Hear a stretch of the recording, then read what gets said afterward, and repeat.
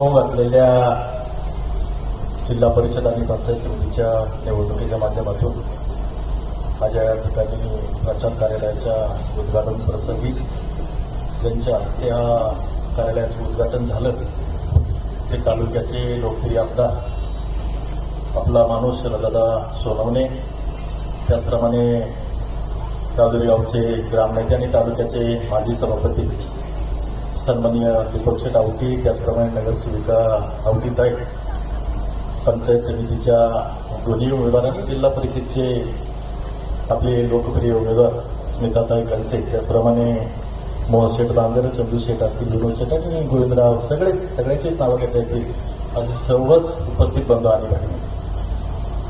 खरं तर निवडणूक लागलेली आणि मगाशी रईबाईंनी सांगितलं ते खरं आहे की प्रचार कार्यालयाला जे उद्घाटन प्रसंगी एवढी मोठी गर्दी आणि त्या गर्दीचं त्यांच्या आतून असलेली त्यांची जी खुशी किंवा उत्साह हे काही वेगळंच आहे आणि म्हणून हे कार्यालयाचं उद्घाटन नसून हा विजयाची सभा आहे की काय अशा प्रकारची या ठिकाणी भावना तयार झाली.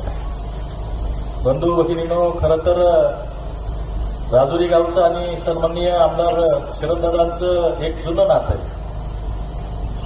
राजुरीने नेहमीच त्यांना आपल्या घरातला माणूस मानलेला आहे. आपला माणूस जरी असेल तरी तो घरातला माणूस आहे असं मानलेलं आहे.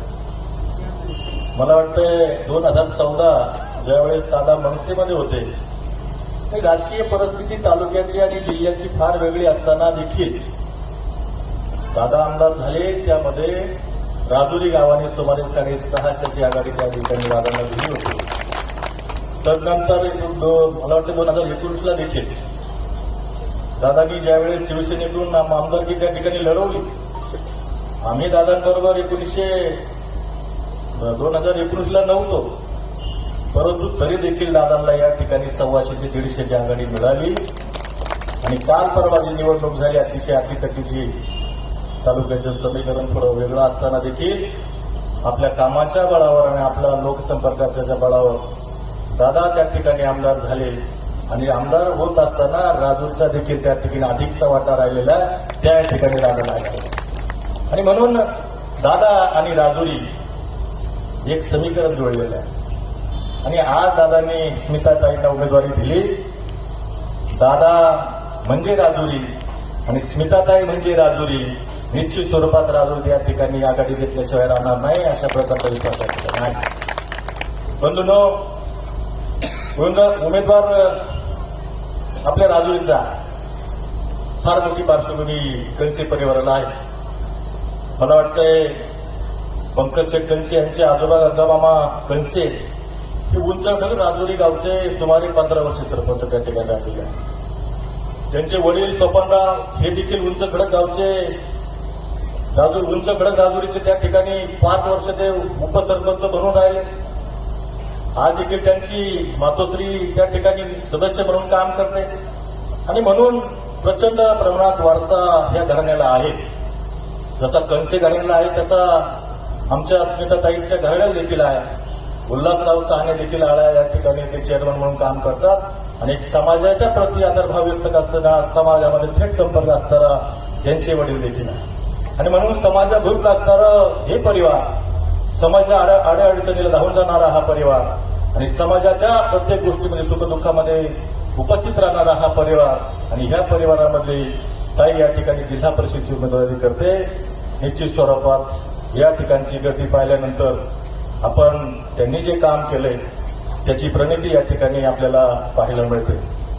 बंधूंनो, वक्ते खूप आहे, अनेक विषयावर देखील बोलता येईल, परंतु जास्त न बोलता एकच या विषय या ठिकाणी सांगत की सन्माननीय आमदार साहेबांनी मी ज्यावेळेस सरपंच झालो, मला वाटतं त्या ठिकाणी दीपक शेठ होते, बाकीचे राजकीय सगळी माणसं, आम्ही दादांकडे त्या ठिकाणी गेलो आणि दादांना सांगितलं की आमचा हा रस्ता करायचा आहे, तो रस्ता करायचा आहे.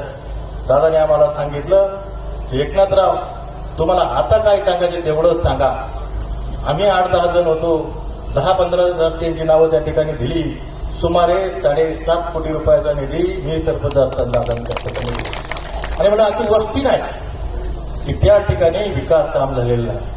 राजुरीच्या जवळजवळ सगळा भौगोलिक विचार जर केला तर जवळजवळ 80 ते 90% रस्ते डांबरीकरणाचे झालेले आहेत.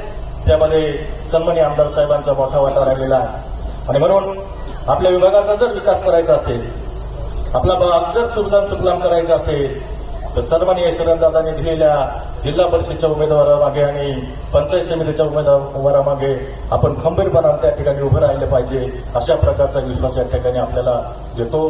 बांधवांनो, या ठिकाणी सारी मंडळी उपस्थित झालेत. आज मला सांगायचंय की मी अनेक वेळा निवडणुकाचे काम केलेले. प्रचार कार्यालयाला एवढी फार मोठी गर्दी पहिल्यांदा पाहिली मोहनशेठ. आणि म्हणून हे प्रेम आहे, हे असंच वाढत जावं आणि येत्या 5 तारखेला मोठ्या संख्येने आपण ह्या तिन्ही उमेदवारांना निवडून आणावं अशा प्रकारच्या आपल्याकडून अपेक्षा व्यक्त करतो. आणि या तिन्ही उमेदवारांना भावी काळासाठी शुभेच्छा देतो. धन्यवाद. जय हिंद, जय महाराष्ट्र.